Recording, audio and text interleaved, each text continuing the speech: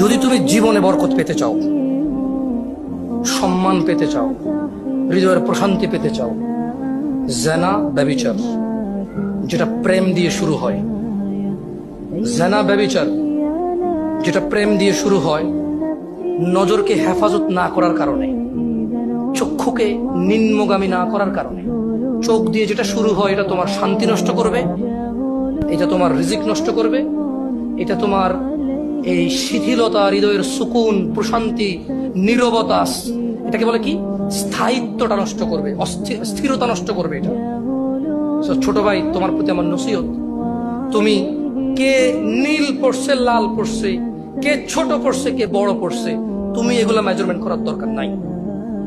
তুমি নিচে নজর রাখো, হাঁটো, তোমার এটা জানারও দরকার নাই আজকে তোমার সামনে দিয়ে কয়টা মেয়ে কি পড়ে গেছে তুমি দেখোই নাই। তুমি নিচে হাঁটো, যথাসম্ভব তুমি যতটুকু নিচে দেখে হাঁটা সম্ভব তুমি তোমার চোখকে হেফাজত করো। লজ্জাস্থান হেফাজত হবে, লজ্জাস্থান হেফাজত হলে তোমার হৃদয়ের প্রশান্তি নষ্ট হবে না ইনশাআল্লাহ। রিজিকের দরজা খুলবেই খুলবে।